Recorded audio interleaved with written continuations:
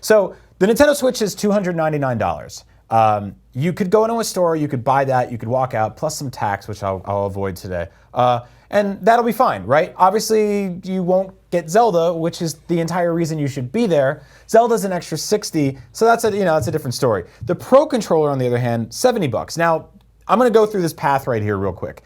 These are all of the things myself, Brian Altano, have personally pre-ordered already. So if you're watching this video and you're like, I didn't buy those things, you don't need to buy those things, I get it. I totally understand. If you're fiscally, responsible, conservative, frugal, that's all great things to do. I get stupid at console launches. I spend money I shouldn't spend. I just get excited. I get caught in the gist of all of it. Yeah. I mean, if anybody should have a Pro Controller, it's you.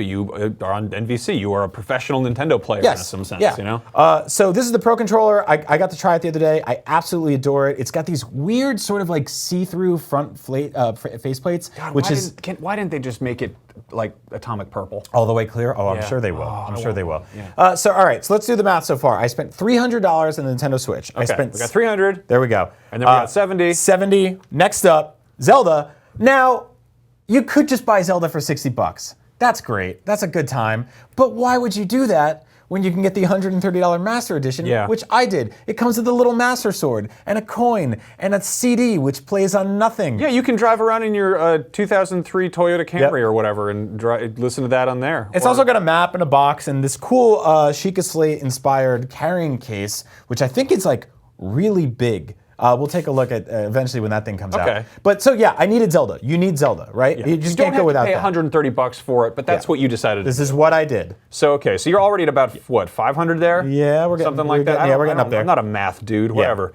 And then of course, Yeah, 1-2 Switch. I want to try out these Joy-Cons. I want to try this new HD Rumble thing. I wanted a multiplayer game I can play with friends.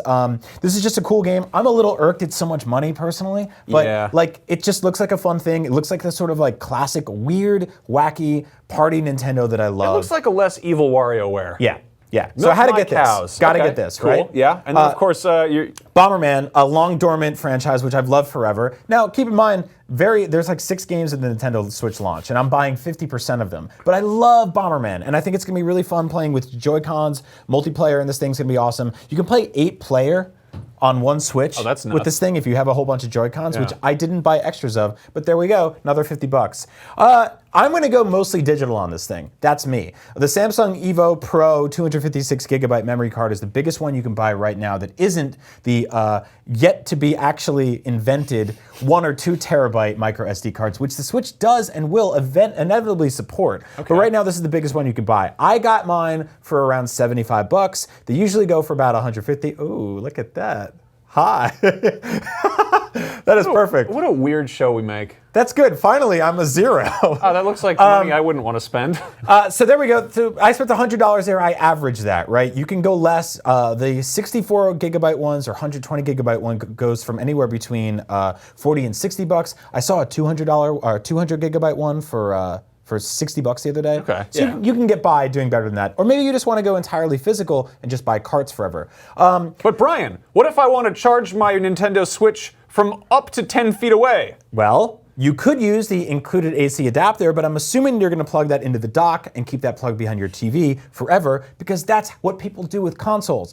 If you don't, you can go on Amazon like I did and buy one of these USB-C extension cords and plug it into basically any one of those like little Apple iPhone plug-in chargers things, or your external charger that you probably have already for something else. Maybe you were playing Pokemon Go last year and you ran through all your phone batteries. You bought one of those things, one of those little like charging sticks. So we're assuming that'll all work together. So that's all the stuff I got so far. Let's do a little roundup. That is, doing the math, $710 total, not including the California sales tax, which makes me just writhe in pain every time I have to pay it. And that's just on day one. Oh boy. So that's kind of a problem. Is not including extra Joy-Cons, the charge grip, external battery pack, and of course the carrying case. Though you did get a carrying case with your with your Zelda. So my Zelda carrying case is gonna be pretty big. I saw another one that made by Hori that looks really cool. Hori. Yeah, the Japanese company. So the Joy-Cons, $80 for a pair. kind of expensive. Yeah. Like just kind of a bit much there. You can buy them for $50 individually, but if you do want to play 4-player, 8-player games, like that's going to rack up. You don't need them. The Joy-Con charge grip, you don't need that either, right? With the Pro Controller especially, the actual box itself comes with the charging grip. It just doesn't actually, it just comes with the grip. It doesn't actually charge. Wow. And finally, the external battery pack. Those go for around $50, $70 depending on what you. But what you want. You're like a month out from owning this thing, and you're already $700 deep. So yeah. Video games are expensive. That's a reality. They are high-tech electronic toys from the future. What about you guys? Are you going overboard? Or are you trying to kind of maybe, wait for a sale or something? Yeah, I think at the very least you're probably getting a Switch and Zelda. If you're not, man, you are very unique because I guess you're getting Just Dance. You want to you really want to dance? I don't know. Anyway, I've been a Nintendo fan for a long time, so obviously when it comes to Nintendo console launches, I go a little crazy. I actually did the same thing with Sony and Xbox as well. I have a problem.